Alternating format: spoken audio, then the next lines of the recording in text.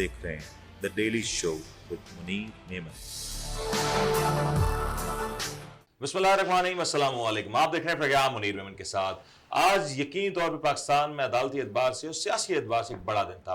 पाकिस्तान की हालिया तारीख की बात की जाए तो इतना कुछ होता नजर आ रहा है जिसके हवाले से शायद तारीख में कुछ ऐसी मिसाल नजर नहीं आती। और सिर्फ पाकिस्तान ही, दुनिया भर में जो कुछ हो रहा है इस वक्त, यकीनी तौर पे एक बड़ी तब्दीली का शाखसाना नजर आता है। आज पाकिस्तान की अगर बात की जाए तो पाकिस्तान में पॉलिटिकल अनसर्टेनिटी और अनलॉफुलनेस का एक ऐसा बाजार गर्म नजर आता है जिसके बारे में यकीनी तौर पर हर शख्स जानना चाहता है कि अब क्या होगा। पाकिस्तान जहां पे एक जानिब अपने माशी मसाइल से गुजर रहा है तो वहीं पे सियासी अदम इस्तेकाम इस तमाम तर सूरत हाल में तमाम तर लोगों के लिए मुश्किलात खड़ी कर रहा है। आज सुप्रीम कोर्ट में एक अहम समाअत हुई और यकीनी तौर पर कहा भी जा रहा था कि सुप्रीम कोर्ट की आज की समाअत में कोई ब्रेक थ्रू मुमकिन है और उम्मीद की जा रही थी कि इस समाअत के बाद जो क्लैरिटी है वो आ जाएगी, लेकिन अब तक कोई क्लैरिटी ना आ सकी। और आज की समाअत के होते ही वजीर आजम शहबाज शरीफ साहब ने पार्लियामान से एतमाद का वोट हासिल किया और वोट हासिल करने के बाद पार्लियामान में एक गुफ्तगू भी की। आपको सुना।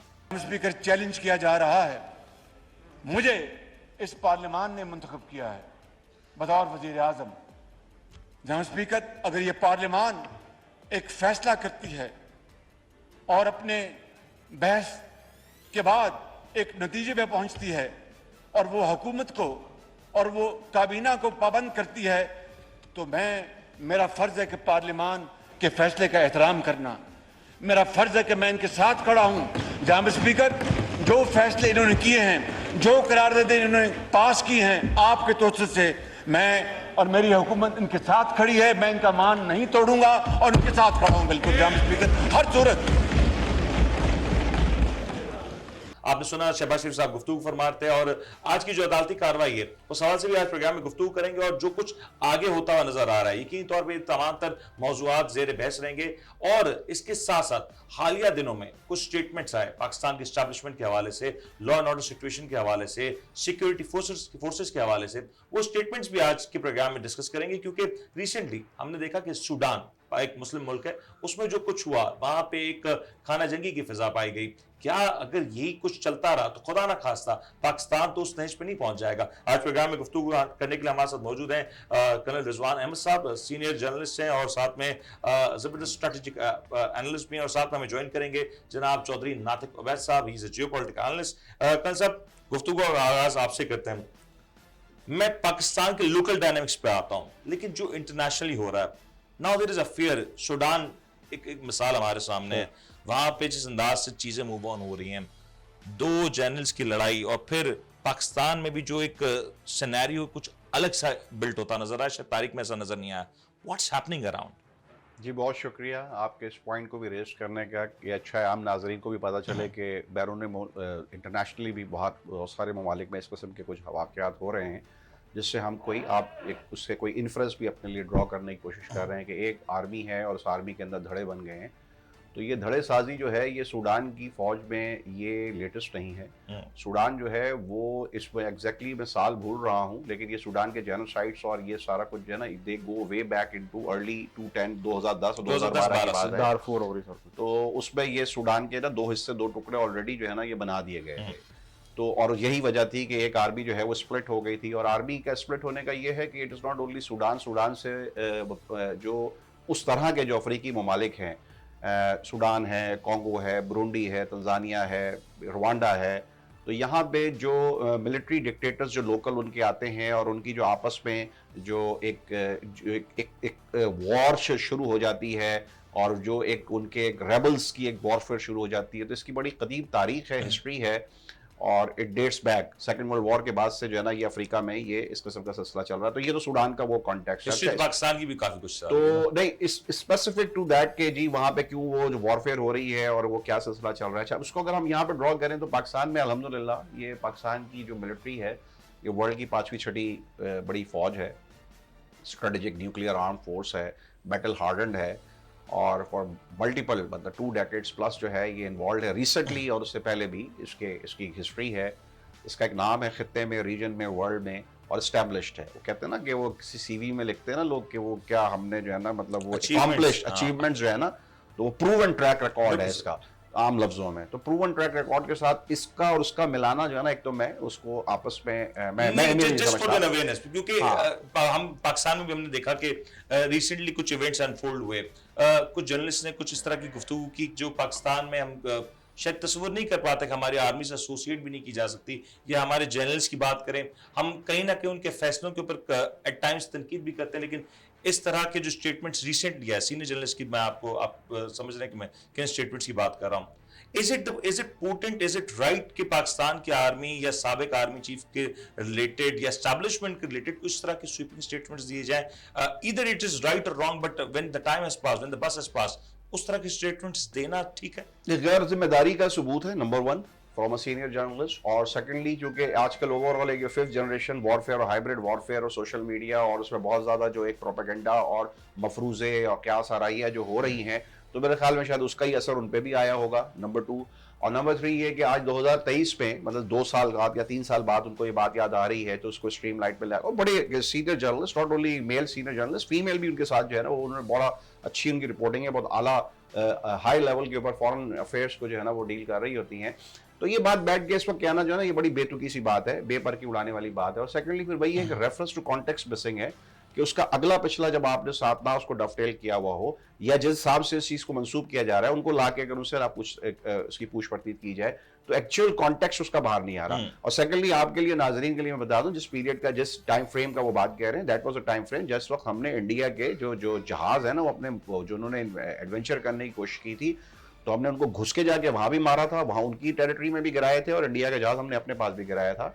और उसी अभिनंदन को फिर बाद में हमने जो है ना चाय मशहूर करके भेजी थी। तो यही सूरत हाल थी। तो हमारी जो अलर्टनेस लेवल है एयरफोर्स के हवाले से, ग्राउंड के हवाले से, लैंड फोर्सेस से, स्ट्रेटेजिक फोर्सेस से, और जो बर्री फौज, बहरी फौज, हर लिहाज से जो हमारी कंपैटिबिलिटी है, मैं पहले भी आपके प्रोग्राम में बस कर चुका हूं। दैट इज वेरी इंपॉर्टेंट कि इस पॉइंट को क्लेरिफाई किया जाता है कि नातिक साहब, ये जो पाकिस्तान में भी पैरामीटर्स जो ड्रॉ हो रहे हैं, ये जो रीसेंट स्टेटमेंट्स आई हैं, उसके बाद चमक तो हो रही है कि क्या पाकिस्तान में was it any stage of time कि हमारे पास ऐसी कोई सिचुएशन तो नहीं थी, या आज की मैं बात करूं कि कोई दुश्मन हम पे हमला करे and we are not ready, readiness नहीं हमारे पास मौजूद है, या कॉम्पिटिटिव, चलिए कॉम्पिटिटिवनेस की बात नहीं करते, लेकिन इकोनॉमी के तौर पे या किसी भी तौर पे, is it Pakistan at any kind of that point कि जहां पे हम कहें कि नहीं, we can not do it, we can not face it?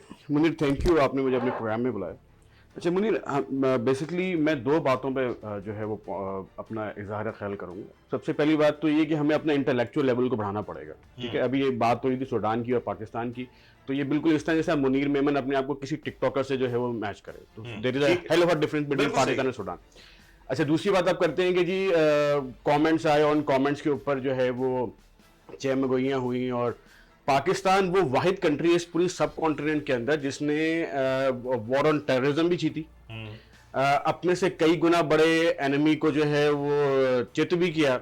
उनके, जैसे अभी कर्नल साहब ने बताया कि हमने वो अभिनंदन वाला जो इंसिडेंट, जो केस है, वो दुनिया के सामने हमने उनकी हाई टेक टेक्नोलॉजी को, उनकी पावर को, उनकी हर चीज को हमने वो कर दिया। इसमें कोई दो राय भी नहीं है कि जो स्टेटमेंट कोट किया गया, आपको नहीं लगता इंस्टीट्यूशन की तरफ से बाकायदा इसका एक कोई जरूरत नहीं है, कोई जरूरत नहीं है। DGISPR की जो इस वक्त जो प्रेस कॉन्फ्रेंस है, वो भी उसको जो है वो काउंटर नहीं किया उसने। उन्होंने जो प्रेस कॉन्फ्रेंस की है वो अपने एनिमी को, टेररिज्म को जो है वो पॉइंट किया है। उन्होंने हामिद मीर के, मैं नाम ले लेता हूँ, हामिद मीर के जो खातून बैठी हुई थी, उनको काउंटर नहीं किया, इसलिए कि वो दे आर नॉट, वो मैटर नहीं करते। हामिद मीर की जो, हाँ, उसकी इंपॉर्टेंस नहीं है ना। देखिए, अखबारों की, प्रोग्रामों की वो 6 सुर्खियां जरूर बन सकते हैं एयर टाइम को जो है वो लेने के लिए, बट उनकी स्ट्रेटेजिकली उनकी इंपॉर्टेंस नहीं है, उनकी जो है किसी किस्म की भी कोई इंपॉर्टेंस नहीं है, क्योंकि वही कर्नल साहब वाली बात है, ना कोई उसका रेफरेंस है, ना कोई कॉन्टेक्ट है, ना कोई उसका आगे का पता, ना कुछ पीछे का पता, एक हवा में तीर चला दिया। वो कॉन्टेक्स्ट आपके लिए नहीं है, बट आपके जो अदर कंट्रीज हैं, हम उनके मीडिया की बात करें, उस तमाम, आपने बताया किस मेन स्ट्रीम मीडिया पे, किस मेन स्ट्रीम मीडिया चला वो, हमें इंडियन मीडिया की तो ये हालत है भाई कि यूट्यूब पे अगर आप पाकिस्तान डालें तो पाकिस्तान से ज्यादा इंडिया के चैनल्स की जो है वो ब्लॉगिंग चल रही है उसके ऊपर। इंडिया तो इस वक्त काम ही ये कर रहा है। हाँ, अगर आप मुझसे पूछें, अगर हाँ, तो हामिद मीर मतलब एक वो शख्स जिसका बाप जो है मक्ती बहानी अवार्ड ले चुका है। हामिद मीर खुद बांग्लादेश में जाके आप मक्ती बहानी को सपोर्ट करते हैं? Sir, that is नहीं, again नहीं, एक अलग chapter है ना। एक बात है, नहीं, आप do you favor it? Definitely. If you're not favoring it, then अगर कोई हामिद मीर या कोई एक्सेट्रा जाके वहां पे अवार्ड लेता है, उसको जाके वहां पे इंडोर्स करता है, तो अब आप उसकी बात को किस तरह मतलब जो है वो मैं इसको एक जी। रैशनल नोट पे मैं इसको क्लोज करूंगा कि हामिद मीर साहब का 3 साल के बाद स्टेटमेंट आने को अगर आज हम बैठ कर प्रोग्राम में डिस्कस कर रहे हैं तो उसकी इंपॉर्टेंस और वैल्यू इसलिए बिल्कुल भी नहीं है। नंबर 1 ये कि बतौर एनिमी और बतौर एडवर्सरी हम भी और हमारे भी जो एडवर्सरीज हैं वो डे टू डे बेसिस के ऊपर एक पल्स जो है पूरी रिपोर्ट तैयार हो रही है। सही है। ठीक है। ऑपरेशनल इंटेलिजेंस जो है, मिलिट्री इंटेलिजेंस जो है, cis frontier, trans frontier, across border जो है वो इस वक्त आजकल के दौर में एक चीज कैलकुलेट हो रही होती है। Just in case hypothetically saying कि अगर if we take it on face value कि हामिद मीर साहब की स्टेटमेंट ठीक भी है तो इसका सबसे बड़ा जो एडवांटेज उठाने वाला है ना एडवर्सरी ने उठा लिया होता, नंबर 1। लेकिन ऐसा नहीं हुआ, जबकि उसी पे हमने टेंजिबल आउटकम इम्पैक्ट से देखा था, जो मैंने कोट कर दिया, needless to quote it again, Nabi Nandan वाला वाकया 2। और थर्ड ये कि किसी भी किस्म की मतलब अब बिसाइड्स कि ये तो एक प्योर हार्डकोर एडवेंचर है ना, हमें अपनी मेन जो एडवर्सरी है India, let's take it eastern border पे, हमें उनकी तरफ से कोई डायरेक्टली किसी भी किस्म की एक होती है एस्केलेशन के वर्ड्स होते हैं, मोबिलाइजेशन के वर्ड्स होते हैं, जहाँ पे आप अपनी मिलिट्रीज को फ्रंट उसके ऊपर फोर्सेस के ऊपर बॉर्डर्स पे मोबिलाइज करते हैं। ऐसी कोई खबरें आई हैं आपके पास? नहीं, दैट इज अगर आपके अगर इतनी हम प्रॉब्लम होती तो they would have taken the advantage. Exactly. मैं हमारे साथ एक चीज छोड़, अच्छा आगे हामिद अल मशरिक साहब हमें ज्वाइन कर चुके हैं। हम सब अस्सलाम वालेकुम। हामिद साहब, सबसे पहले तो आपका शुक्रिया कि आपने वक्त निकाला। हामिद साहब, ये जो स्टेटमेंट हम इस वक्त गुफ्तगू हो रही है कि एक जर्नलिस्ट ने एक स्टेटमेंट दिया और पाकिस्तान के साबिक आर्मी चीफ के हवाले से या पाकिस्तान की बैटल कॉम्पिटेंस के हवाले से एक स्टेटमेंट इस वक्त रिवॉल्व अराउंड हो रहा है। You are very well linked with international media. इस तरह के स्टेटमेंट्स को इंटरनेशनल मीडिया किस अंदाज में पोर्ट्रे कर रहा होता है? बहुत शुक्रिया। देखिए मुनीर, सबसे अहम बात यह है कि इस तरह के स्टेटमेंट का सबसे ज्यादा नुकसान जो है वो रियासत को होता है, क्योंकि इंटरनेशनल मीडिया तो आपके वीक पॉइंट्स, आपके ग्रे एरियाज में खेलना चाहता है और वो ये समझते हैं कि अगर हमारे घर से ही कोई उनको वीक पॉइंट या वीक न्यूज़ मिलती है तो वो उनके लिए बहुत आसान हो जाता है। मैं तो बड़ी मिसाल देता हूँ यहाँ पे, जैसे और बहुत सारे जो जर्नलिस्ट हैं या बहुत सारे और नाम नहाद एनालिस्ट हैं, वो ये पाकिस्तान के साथ जुल्म करते हैं जो इंफॉर्मेशन के नाम के ऊपर, जो फ्रीडम ऑफ स्पीच के नाम के ऊपर जो red line of our security और सॉवरेनिटी है उसको क्रॉस करते हैं। मैंने हामिद मीर, देखें मुझे अफसोस सिर्फ इस बात का होता है कि हमारे यहाँ प्रॉब्लम ये हुई कि हमारे यहाँ पिक एंड चूज रहा जर्नलिस्ट के फेवरेटिज्म के मामले में, कि कोई जर्नलिस्ट आज फेवरेट है तो कल नहीं है, कल है तो परसों नहीं है। वरना बात यह है कि अक्रॉस द बोर्ड हमें ये देखना पड़ेगा कि कौन मुल्क के मुफाद के लिए काम करता है या मुल्क के फायदे की बात करता है, कौन मुल्क के खिलाफ बात करता है। अब हामिद मीर ने जो सबसे गलत काम किया, जो मुझे हैरत है, कि उसने बार बार 25 जर्नलिस्टों का नाम लिया कि जी हम सारे बैठे हुए थे, हम सारे उसको एंडोर्स करते हैं, नसीम ज़हरा भी उसको एंडोर्स कर रही थी। तो ये बात जो है ये वो अपने से ज्यादा मलबा उन सब पे डाल रहा था जिनका वो नाम ले रहा था कि जी वहां बैठे हुए थे। ठीक है, अब बात ये कि क्या पाकिस्तान के जो जिम्मेदार चैनल्स हैं, क्या पाकिस्तान के जो जिम्मेदार इदारे हैं, क्या वो देखिए हमने मैं अब सादी सी थोड़ा सा have to be very realistic, हमने अल्ताफ हुसैन की तकरीर पे पाबंदी लगा दी थी कि ये मुल्क दुश्मन बात करता है, हमने इमरान खान की तकरीर पे पाबंदी लगा दी, हमने नवाज शरीफ की तकरीर पे पाबंदी लगा दी कि जी इसका कंटेंट लाइव नहीं जा सकता। तो क्या आप इस तरह का जो कंटेंट है वो लाइव जाने दे सकते हैं? बात ये कि इस तरह के कंटेंट के ऊपर भी बात होनी चाहिए। ये बात नहीं है कि जी बाजवा साहब एक्स आर्मी चीफ हैं या अब वो पाकिस्तान आर्मी उनकी रिस्पॉन्सिबल नहीं है, ऐसी बात नहीं है। सबसे अहम बात ये है कि पाकिस्तान की जो सॉवरेनिटी है, पाकिस्तान के जो अंदरूनी मामलात हैं, उसके ऊपर सच है या झूठ है, इसके ऊपर तो इन्वेस्टिगेशन होनी चाहिए। लेकिन सच भी है तो भी आपको इजाजत नहीं है, और अगर आप झूठ है तो नहीं, बट टाइमिंग हमें साहब अगर सच भी है, मैं कहूं कि चलें as a journalist you are responsible कि अगर एक चीज है और आपके पास एक स्टोरी है तो आप उसके ऊपर बात करें, लेकिन टाइमिंग एक बड़ा फैक्टर है, क्योंकि इस वक्त जो पाकिस्तान में जो कुछ हो रहा है, हमने ये भी देखा कि पीडीएम भी काफी ज्यादा कोशिश करी है कि किसी तौर पे एस्टैब्लिशमेंट उनके साथ खड़ी हो जाए, उनके फेवर में हो। पीटीआई की बात करें तो पीटीआई भी कहीं ना कहीं उसकी भी यही कोशिश है कि एस्टैब्लिशमेंट उस तरफ से निकल के हमारी तरफ आ जाए। दोनों अपनी अपनी कोशिश कर रहे हैं। ऐसे में 2 दिन पहले एक ऑडियो लीक होती है, फिर इसके बाद हामिद मीर साहब का स्टेटमेंट आता है, and this statement is coming when supreme court is already having a very massive hearing, और एक बड़ा मैटर चल रहा है सुप्रीम कोर्ट में। तो ये सारे मैटर्स कहीं ना कहीं तो आप एक दूसरे से इंटरलिंक तो है ना? बिल्कुल डेफिनेटली है, और यही वो बात मैंने आपसे कही कि ये जो है कि जी किसी ना किसी तरह आप एस्टेब्लिशमेंट को आप प्रेशर में ला सकें, अगर आप उसकी हमायत लेने के लिए अगर आप दूसरे तरीके इस्तेमाल करें, ये सब जो है ये अनफॉर्चुनेटली ये रेड लाइंस हैं। ये लोगों को समझना पड़ेगा, हमारे जो मीडिया के या जो हमारे जो रेगुलेटरी अथॉरिटीज़ हैं उनको समझना पड़ेगा। और सबसे बढ़कर ये है कि मैं समझता हूँ कि अगेन अदलिया पे बड़ी जिम्मेदारी है और इन्वेस्टिगेटिव एजेंसीज पे जिम्मेदारी है कि वो अब इस चीज़ की तह तक पहुँचे, बजाय ये कि ऐसा इंप्रेशन ना जाए कि आप कोई टारगेटेड काम कर रहे हैं।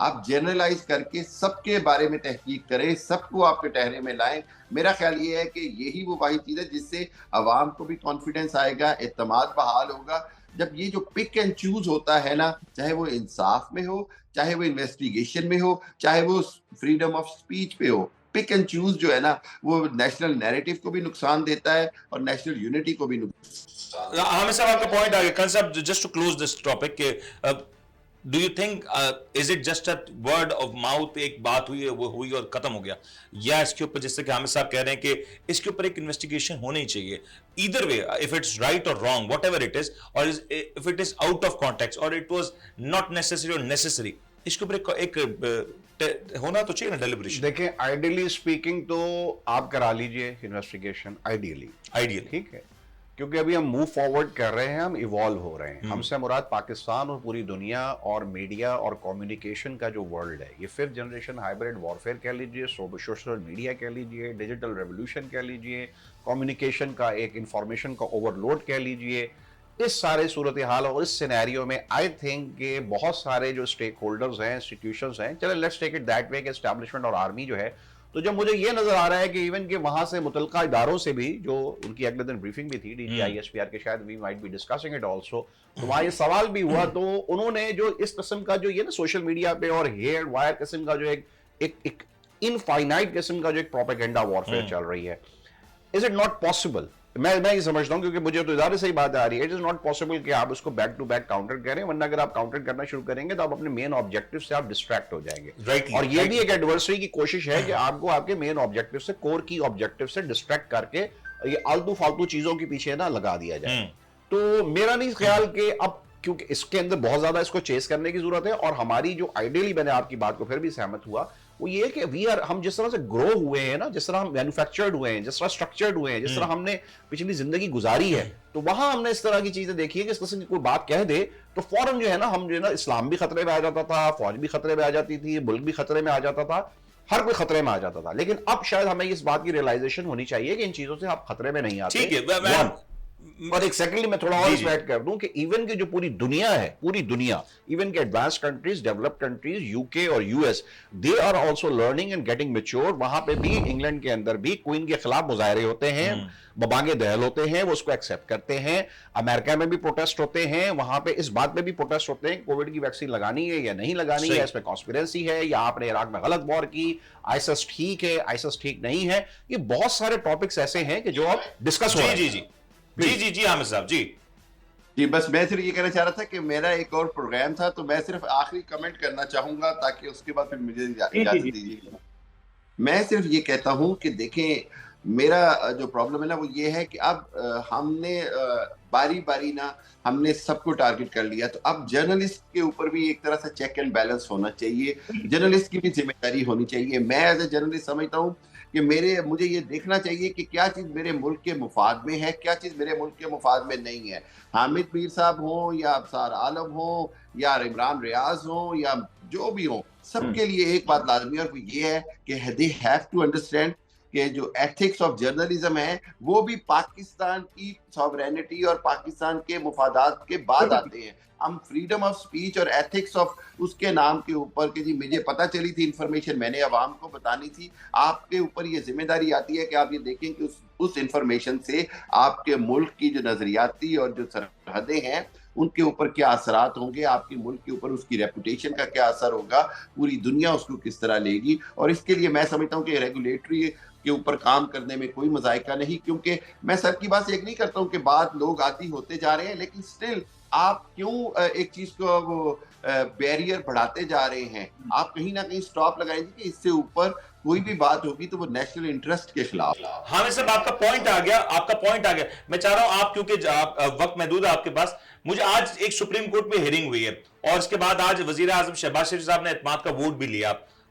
इस सब के बाद आज सेनेट में एक गुफ्तगू का आगाज भी हो रहा है हुकूमत में और अपोजिशन में। What do you think, what's going on, आगे क्या होता हुआ नजर आ रहा है? Is it the matter political या सुप्रीम कोर्ट में ही एट द एंड डिसाइड होगा? क्विकली। अनफॉर्चुनेटली डिसाइड तो ये सुप्रीम कोर्ट में भी नहीं होगा और पॉलिटिकल मैटर है, लेकिन पॉलिटिशियंस भी डिसाइड करते नजर नहीं आ रहे। सो मैं ये समझता हूँ कि ये मैटर जो है ये लिंगर ऑन होगा, लेकिन इवेंचुअली इलेक्शन तो कराने पड़ेंगे। मैं नहीं समझता 14 मई को हो सकते हैं, अक्टूबर के ऊपर अगर एग्री सारे करेंगे तो मेरा ख्याल है इसमें कोई मुजायका नहीं है। लेकिन सुप्रीम कोर्ट जो है वो कोई ना कोई सेफ रास्ता देगा। सुप्रीम कोर्ट मैं नहीं समझता कि किसी के ऊपर भी कोई नाअहली की तलवार गिरा दे या कोई ऐसी चीज करे। ठीक हो गया, बहुत बहुत शुक्रिया हामिद साहब, आपने वक्त दिया और यकीनी तौर पर इसके ऊपर मजीद भी आगे चल के बात करेंगे। प्रोग्राम में ब्रेक लेते हैं, ब्रेक बता सकते। आप देख रहे हैं the daily show with Munir नेमत। आप देख रहे हैं the daily show with Munir नेमत। प्रोग्राम में आपके बार फिर से खुशामदीद कहते हैं। तस्करा हो रहा था कि आज सुप्रीम कोर्ट में जो कार्रवाई हुई यकीन तौर पे एक अहम मामला था और सुप्रीम कोर्ट ने आज ही बहुत सी तवक्कुआत थी कि शायद सुप्रीम कोर्ट इस हवाले से कोई सख्त फैसला सुना सकता है। सुप्रीम कोर्ट ने बारहा इस बात का अज़म दोहराया कि हम चाहते हैं कि मामला पॉलिटिकल जमातें आपस में तय करें और तय करने का वक्त भी दिया गया, लेकिन पॉलिटिकली इस हवाले से अब तक कोई पेशरफ ना हुई। लेकिन आज अच्छी बात यह हुई कि वजीर आजम शहबाज शरीफ साहब ने एतमाद का वोट लेते साथ ही इस बात का अनाउंसमेंट भी किया कि सेनेट में आज यकीन तौर पे इस हवाले से गुफ्तगू होगी और मामलात को आगे की तरफ बढ़ाया जाएगा। क्या ये मामलात किसी तरफ बढ़ सकेंगे, क्या इसकी तरफ कोई एडवांसमेंट हो सकेगी या नहीं, इसके ऊपर बात करेंगे। नातिक साहब, ये जो मुल्क में एक क्राइसिस है, पॉलिटिकल क्राइसिस है, ये कहें कि एक लीगल क्राइसिस है। तमाम तर फरीकैन कानून और आइन की रूह से अगर उनकी बात की जाए तो they have a lot to lose and they have very little to gain.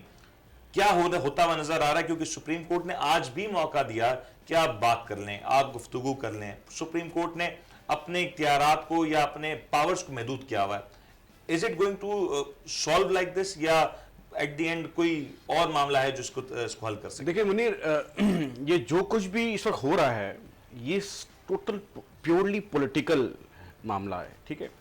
मेरे लिहाज से तो सुप्रीम कोर्ट को वैसे भी इंटरवेंशन नहीं करनी चाहिए थी इसके अंदर। ये पॉलिटिकल मामला था, इसको पॉलिटिकल लीगल एंगल ऑल्सो ना, क्योंकि अगर पंजाब असेंबली की बात है और 90 डेज का एक मैटर है तो उसमें लीगल एंगल तो मौजूद है ना। फिर अगर ऐसा भी नहीं है कि अगर एक पंजाब आज तो निगरां वजीर आला की मुद्दत पूरी हो चुकी है पंजाब के, वो किस कैपेसिटी में वहां पे मौजूद होंगे, इसका एक लीगल फ्रेमवर्क तो तय करना है। देखिए, लीगल फ्रेमवर्क तय करना तो फिर लीगल फ्रेमवर्क तय कर देना, फिर वो जो तलवार लटक रही है उसको तलवार को या गिरा दें या चला दें, दोनों में से एक काम कर लें। उसको फिर पॉलिटिकल आप ये अखाड़ा क्यों सजा रहे हैं? फिर आप फैसला दें और उस फैसले के ऊपर फिर जो है वो बाकी जो मुतल्लिका अटैच इदारे हैं उसके ऊपर जो है वो एक्शन में फैसलों की कोई ज्यादा अच्छी रिवायत तो नहीं है। देखिए, फैसले रिवायत तो फिर एक साइड है उसके ऊपर जश्न मनाती है और फिर उसके बाद कुछ ही ऐसे बाद दूसरी साइड भी उसके ऊपर तनकीद कर रही होती है। देखिए, जो रिवायात हैं, रिवायत तो आपको कायम करनी पड़ेंगी।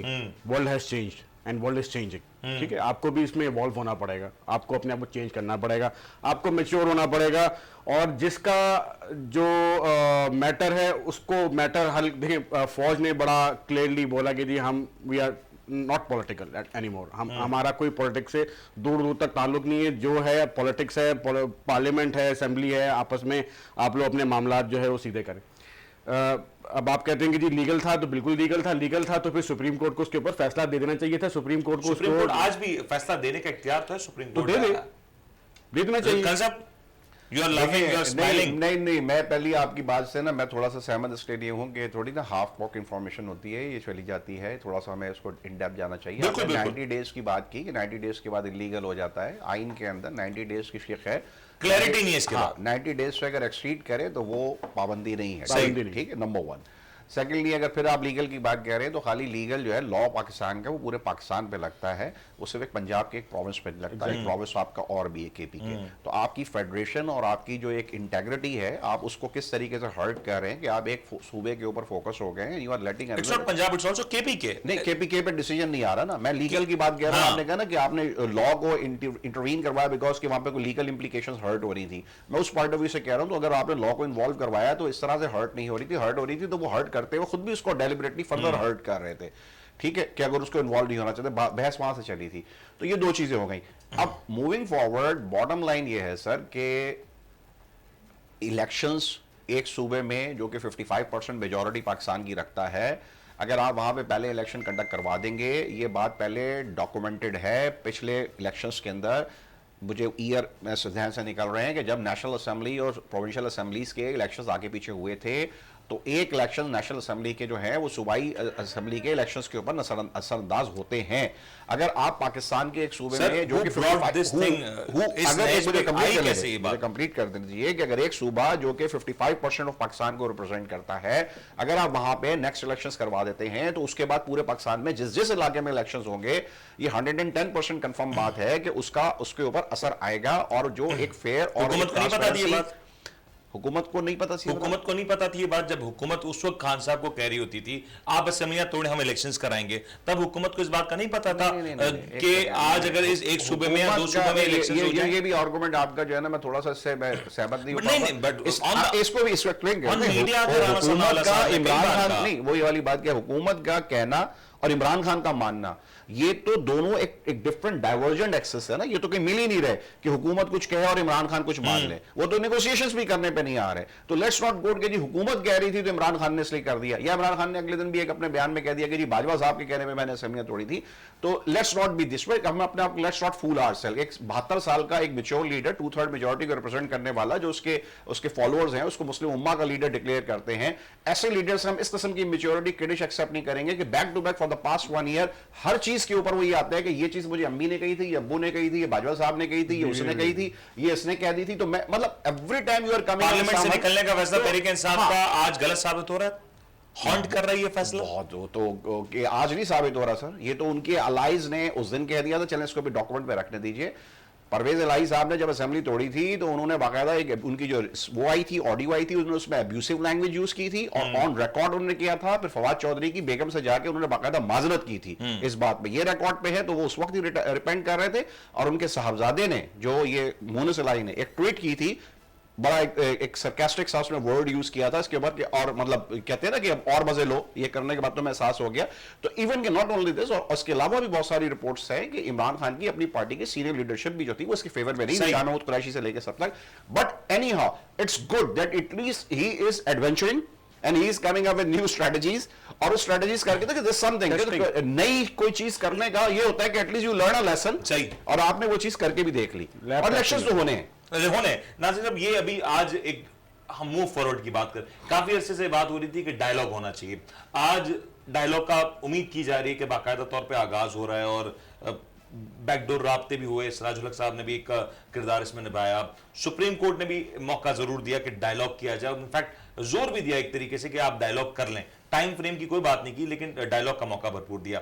डू यू थिंक डायलॉग किसी बेहतर तौर पर पाकिस्तान को आगे की तरफ ले जाने में कामयाब? सिर्फ डायलॉग ही लेके जाएंगे। What is the possible outcome?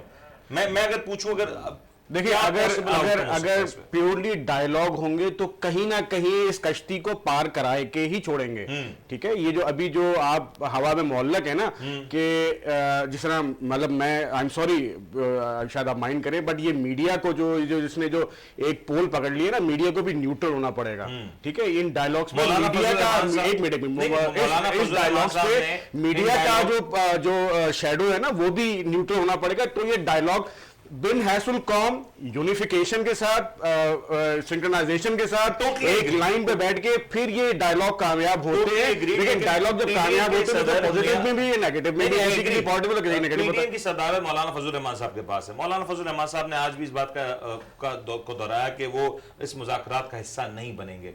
Do you think अगर पीडीएम की सदारत होने के बाद वो इसका हिस्सा नहीं बनेंगे, उसको इस प्रोसेस से अपने आप को बाहर रख रहे हैं, तो ये इस तमाम तर प्रोसेस के ऊपर यकीनी तौर पर प्रोसेस को कमजोर करेगा? डेफिनेटली। देखिए, कोई भी इधर PDM, PTI, A B C D, अगर कोई इसमें हैम्परिंग कर रहा है, जिस तरह मौलाना फजलुर रहमान ने बोला कि जी मैं इसका हिस्सा नहीं बनूंगा, तो वो मतलब इस मुल्क के साथ जाती कर रहे हैं ना।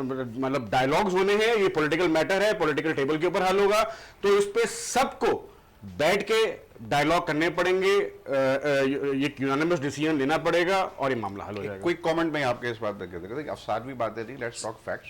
फैक्ट्स पे ये है कि पीडीएम में ठीक है कि मौलाना साहब की तरफ से रेजिस्टेंस आ रही है, बट आ रही है, मैं मान रहा हूँ कि आ रही है, तो उसी पीडीएम में जरदारी साहब जो हैं एग्जैक्टली, मैं खुद इस बात को फोर रनर भी हैं, तो एक पार्टी के अंदर वो बैलेंस आउट हो रहा है। नंबर 1, फैक्ट्स को स्ट्रेट कर लें। और अगर मैं पीछे जाके देखूं तो पिछले एक साल में जो एक इमरान, मतलब आई एम नॉट, मैं किसी प्रो और बायस से बाहर निकल के फैक्ट्स की बात कह रहा हूं। मौलाना साहब ने तो अभी शो किया ना 15 दिन पहले या 20 दिन पहले, उन्होंने कहा कि जी मैं नहीं बैठूंगा।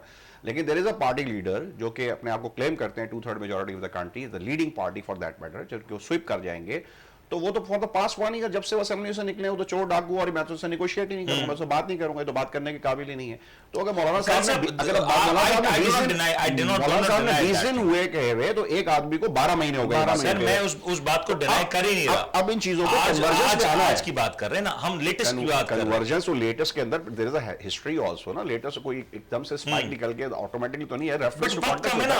आज हमारी एक टाइमलाइन आज की सूरत में मिस कर चुके हैं। Then we have budget, we have general election. जब हम 12 महीने जरदारी को कहते हैं ना भाई, जरदारी साहब इज वन ऑफ द, मतलब उनके पास एक जरदारी सब पे भारी, उनके तो मतलब ही इज नोन। अगर एज ए पॉलिटिशियन के तौर पे, अगर मैं एक्यूमन के तौर पे कहूं, तो मतलब ये डॉक्यूमेंटेड फैक्ट है कि जो जरदारी साहब का सियासी जहन है, तमाम हमारे जो सियासतदान हैं जो मार्केट में मौजूद हैं, उनमें शायद समथिंग आगे जो है ना, ये वो नोटेड है, तो वो तो अलाइन है, वो तो प्रो है। तो वो पीडीएम के इस स्टांस को कि मौलाना साहब अगर नहीं मान रहे तो उसको कैनबलाइज करता है। But let's talk about the other party जो कि अभी तक जो है शशोपज का शिकार है, वो पूरी जिस तरीके से होलिस्टिकली उनको नेगोशिएशन और वो हैम्परिंग कर रही है। अच्छा, मुझे एक चीज अब आप ये बात क्लियर कर दें, डू यू सी पंजाब के इलेक्शंस जनरल इलेक्शन से पहले नहीं हो रहे? सर मैं एक तो नहीं हो रहे, तो आज भी पता लग गया, नंबर 1, और रियलिस्टिकली स्पीकिंग तो हो ही नहीं हो रहा है, फैक्चुअली स्पीकिंग। और अगर आप आइडियली मुझसे बात करेंगे तो मैंने आपको थोड़ी देर पहले नहीं होने चाहिए, आइडियली नहीं होने चाहिए, it will affect the whole process, has to be पूरी फेडरेशन। अच्छा, अब जो अक्टूबर की एक टाइमलाइन हमने देखा कि पीडीएम कह रही है अक्टूबर में एक साथ इलेक्शंस कराए जाएं, पीटीआई हैज सम रिजर्वेशन, वो कह रहे हैं कि शायद अक्टूबर में भी ये इलेक्शंस की तरफ ना जाए। पॉसिबल नहीं है, नहीं ड्रैग कर सकते अक्टूबर से आगे, इट्स नॉट पॉसिबल। क्या इस डायलॉग का ये निचोड़ हो सकता है कि अक्टूबर या अगस्त या सितंबर में ये इलेक्शंस करवा दिए जाए और इसके हवाले से कोई क्लैरिटी हो, एक एग्रीमेंट हो?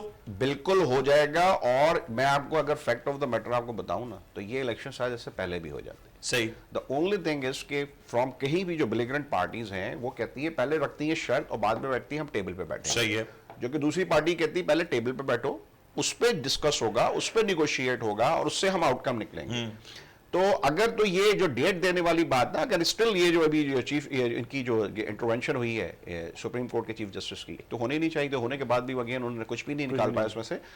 तो it is a political gimmick, इसको चलने दें within the politicians and they are going to reach to some kind of a consensus, क्योंकि दैट्स अ रियलिटी। इलेक्शंस होने हैं, अगली गवर्नमेंट ने सिलेक्ट होना है, कब आना है, that is a big question. तो क्योंकि ये अनसर्टेनिटी फैक्टर, तो अगर आज इस अनसर्टेनिटी, देखिए वो आपने मैंने नहीं, वो हमने नहीं करना ना, वो पॉलिटिशियंस डिसाइड करना है। और पॉलिटिशियंस जो हैं वो तो दे आर कमिंग। चलिए मैं आपसे एक रफ एस्टिमेट लेता हूं। Do you think budget, post budget, is it possible कि इलेक्शंस हो जाए? भाई पोस्ट बजट के साथ बेसिकली, अब चूंकि आप बात और से कह रहे हैं तो बहुत सारे फैक्टर्स और भी हैं। टू बी वेरी ऑनेस्ट, अगर मैं आपको बताऊं कि कंटिन्यूटी जो होती है ना, वो बड़ी इंपॉर्टेंट होती है इस पॉइंट ऑफ टाइम में। फिर आप कहते हैं पीछे मत जाओ, चलो मैं पीछे नहीं, मैं आज की बात में कर लेता हूं। तो आईएमएफ के साथ एक आपकी बड़ी सिवियर किस्म की नेगोशिएशंस चल रही है। मैं आज एक ये स्टेटमेंट देता हूं जो मैंने देखा है सूरत हाल, आई मे बी रॉन्ग और right, the day that you are clear with the IMF, आपके इलेक्शन हो जाएंगे, you go for the elections. This is my suggestion. Very, क्योंकि जो continuity IMF, either if it's after 15 days or after it may be tomorrow, it may be tomorrow, it may be day after tomorrow, the moment that you are clear. देखिए ये बहुत बड़ी बदकिस्मती है हमारी, unfortunate part है, नहीं होना चाहिए, but that is a goddamn reality. या तो आप अपने को टर्न अराउंड करें, पूरी कौम तैयार हो, नेशनल एक्शन प्लान बनाया था ना हमने एपीएस के वाकये के बाद, बनाया एक आईएमएफ से रिलेटेड एक फाइनेंशियल एक्शन प्लान पूरे मुल्क का, सब स्टेक होल्डर्स उसमें आए और कुछ करें, निकले। लेकिन जब तक नहीं निकले हुए हैं तो फिर उससे निकलने के लिए फिर एक दफा होलिस्टिकली निकले। पॉजिटिव खबरें आ रही हैं, चाइना से आ रही हैं, मिडिल ईस्ट से आ रही हैं, सऊदीया से आ रही हैं, यूएई से आ रही हैं। चलिए इसको स्टेटमेंट को इस तरह क्लोज कर लेते हैं। पॉजिटिव ये है आईएमएफ के अंदर ये है कि आप ही के प्रोग्राम में बैठ के और पता नहीं कितने प्रोग्राम पे कितना मीडिया टाइम जो है ना इस बात पे बाय हुआ होगा कि पाकिस्तान डिफॉल्ट होने जा रहा है। बड़े बड़े सीनियर जो है ना एंकर्स, तजियाकार, स्टॉक एक्सचेंज के ब्रोकर्स, इन्वेस्टमेंट गुरुज जो जिनकी स्टेक्स हैं, जिनकी कुछ डिफॉल्ट कर चुका है, डिफॉल्ट कर चुके हैं, बट अनफॉर्चुनेटली फॉर्चुनेटली वैसा कुछ नहीं हुआ और यू हैव सस्टेन्ड इट। आपके रिजर्व्स बड़े हैं, कैसे बड़े हैं, उन्होंने क्या किया है, पेपर के अंदर किया है, खाली डॉक्यूमेंट पे किया है, स्टेबल है, you are out of that crisis, let it get over. बाकी ये है कि पॉलिटिकली तो जो आपका सिस्टम चल रहा है वो सस्टेनेबल नहीं है, वो तो आना ही है, इलेक्शंस होने।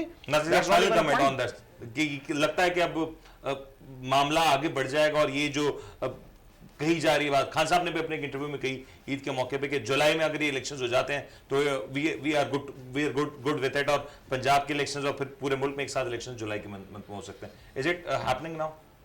देखिए बात वही है कि अगर जो है आपके आईएमएफ से मामला सीधे हो जाते हैं तो जुलाई क्या कल हो जाएगा इलेक्शन। अगर वो प्रोलॉन्ग होता है तो वो अक्टूबर की जो डेट कह रहे हैं उस तरफ जाएगा। इमरान खान अकेला is not the Pakistan. Pakistan comprise करता है नातिक पे, मुनीर पे, कर्नल रिजवान पे। बट एक पॉलिटिकल फैक्चुअल की बात करूं, दो पार्टीज है ना इस वक्त, एक पीडीएम और एक ऑपोजिशन है। ऑपोजिशन में से खान साहब है। अगर खान साहब मैं कहूं कि खान साहब इज एग्रीड कि जुलाई तक चले, नॉट जुलाई बट इन अगस्त ये इलेक्शन। देखिए आपकी जेब में थैला नहीं है और आप बात कर रहे हैं जो है मेगा मॉल खरीदने की। मेगा मॉल खरीदने के लिए पैसे तो लाओ। वो जब आईएमएफ के मामला सीधे होंगे आपकी देखिए पॉजिटिव वाइब्स आ रही हैं। चाइना में चीफ साहब बैठे हैं, वहां से पॉजिटिव वाइब्स आ रहे हैं, सऊदीया से पॉजिटिव वाइब्स आ चुके हैं। एक आखिरी सवाल पूछ लूं? हाँ पूछिए। अगर ये आईएमएफ का मैटर चले एक्सटेंड्स, मैं हाइपोथेटिकली बोल रहा हूं, 3 महीने से 4 महीने तक एक्सटेंड कर जाता है, पंजाब और केपी के दोनों में निगरां सेटअप मौजूद है। इस हुकूमत खुद ये बात कही कि पाकिस्तान में लॉ एंड ऑर्डर के इश्यूज हैं, सिक्योरिटी इश्यूज हैं, 2 मेजर सूबे हैं और दोनों काफी ज्यादा फ्रजाइल हैं इस मैटर पे। एक पे इंडिया की बॉर्डर है, एक पे अफगानिस्तान की बॉर्डर है। इन दोनों में निगरां सेट हो और 4 महीने 5 महीने अगर एक्सटेंड हो जाता है मामला, तो क्या ये हुकूमत के अपने स्टांस की नफी नहीं है? नहीं, आपसे भी सवाल क्यों ना? देखिए बॉटम लाइन फिर आप बात करते हैं ना, लास्ट सवाल ये है, तो सवाल ये है, तो फिर वो एक सुप्रीम कोर्ट के एक जज ने ही अपनी जो है ना रूलिंग में भी कहा था, पहले तो फिर इसको भी आइडेंटिफाई करें ना, what was the need to break this assemblies. ये क्यों तोड़ी? ये मैं नहीं कह रहा, ये एक बहुत मोहतरम, बहुत ऑनरेबल जज, बिल्कुल सही है। नंबर 1 इसको फाइंड आउट कर लें। फिर अभी भी लेटेस्ट किसी ने एप्लीकेशन दी है, पिटीशन दी है, और एक मेजर स्टेक होल्डर्स पार्टी की तरफ से ये भी आया कि इनको जो है ना रीस्टैब्लिश कर दिया जाए पार्टियों को, क्योंकि उनका तोड़ना ही गलत था। देखिए पार्टी को यह समझ लीजिए, ये बात आपके लिए भी, नाजरीन के लिए भी, मैं बड़ा क्विकली एंड कर दूं, असेंबलियां कोई ऐसी कंपनी या कोई फलाना नहीं होती। 24 करोड़ जो अवाम है, जो 18 साल जो अपना वोट देती है, ये करती है। अगर ये 3 से 4 महीने तक एक्सटेंड कर जाता है मैटर, तो क्या ये पॉसिबिलिटी है कि पंजाब की असेंबलीज रिस्टोर हो और तहरीक इंसाफ के जो रेजिग्नेशन नेशनल असेंबली के थे वो वापस लिए जाए? That is one of the possibility. Number 1 इसको रूल आउट नहीं किया जा सकता। और अगर उसी की बात कह रहे हैं तो there are certain other possibilities also. What? इस निगरान के बाद टेक्नोक्रेट्स की भी गवर्नमेंट जो है वो आती रही है पाकिस्तान में, ये तजुर्बे हो चुके हैं। इंटरम पीरियड्स ही होते हैं, इंटरम पीरियड्स होते हैं। आई एम नॉट टॉकिंग कि वो सस्टेनेबल फॉर 5 इयर्स समथिंग। अगर आपको बहुत ये 90 दिन से और शॉर्ट, हाँ, तो कहने का मकसद जी, अगेन लीगल फ्रेमवर्क उसके लिए जरूरी होगा। सर लीगल फ्रेमवर्क्स डेफिनेटली जरूरी होगा। लीगल फ्रेमवर्क के बगैर तो कुछ भी नहीं होता। But we have the case studies के जब इस मुल्क में, मैं नहीं उसको करना चाह रहा, लेकिन मैं समराइज कर रहा हूं कि यहाँ मार्शल लॉज भी लगे हैं, या हाइब्रिड सिस्टम्स भी आए हैं, हाइब्रिड रिजीम्स भी आई हैं, टेक्नोक्रेट्स भी आए हैं, इलेक्टेड भी आए हैं, नॉन इलेक्टेड भी आए हैं, पार्टी बेसिस इलेक्शंस के साथ भी आए, नॉन पार्टी बेस्ड इलेक्शंस के साथ भी आए। इस मुल्क में हर तरह का तजुर्बा हो चुका है। सही हो गया। लेकिन एक बात को लॉक करना कि नहीं ये निगरान है, इसको खत्म करो, इलेक्शन कराओ और एक सूबे में कराओ, तो उसके साथ मैं बिल्कुल 100% जो है ना सहमत नहीं हूं। ठीक हो गया, It has to be आपका point आ गया। logical। दूसरा point निगरान हुकूमत को आप लॉ एंड ऑर्डर से अगर आप रिलेट करते हैं तो लॉ एंड ऑर्डर सिचुएशन जो Law है and वो order, DG development there are so ISPR की many जो कल की जो परसों की जो प्रेस कॉन्फ्रेंस रही है उसमें उन्होंने उसी मामला को जो है एड्रेस किया, उन्होंने और किसी मामले को एड्रेस नहीं किया, उन्होंने दहशतगर्दी को एड्रेस किया, उन्होंने वो इंडिया वाला जो मैटर है, कश्मीर वाला मैटर है, उसी को एड्रेस किया ना। तो बिल्कुल बेसिकली ठीक है, they are there to counter that law and order situation and they are doing it. I really hope कि इसके हवाले से कोई जल्द एक कॉन्क्रीट तौर पे फैसला है, और आज उम्मीद भी है कि कहीं ना कहीं जो डायलॉग हुआ है, जो इब्तिदा हुई है, कहीं ना कहीं इसके ऊपर कोई ब्रेक थ्रू हो। आज ना हो, कल ना हो, तो एक आध हफ्ते के अंदर इस पे कोई क्लैरिटी आ जाए, क्योंकि ये क्लैरिटी जब तक नहीं आएगी तो पूरी कौम, जिस तरह पिछले 3 से 4 माह में एक ही सवाल गर्दिश करता रहा हर किसी की ज़बान पे कि मुल्क में अब इंतखाबात कब होंगे। अगर इसके ऊपर क्लैरिटी आ जाती है तो ना सिर्फ पाकिस्तान की डेवलपमेंट ग्रोथ का मैटर है वो बड़ा क्लियर हो जाएगा, बल्कि एक आम आदमी और उसकी एक आम कारोबारी आदमी की जिंदगी के ऊपर भी इसके बड़े मुस्बत असर पड़ेंगे। उम्मीद करते हैं जो हो बेहतर। अपने मेजबान मुनीर मेमन को इजाजत दीजिए, अपना बहुत बहुत ख्याल रखिएगा। अल्लाह हाफिज। आप देख रहे हैं the daily show with Munir Memon.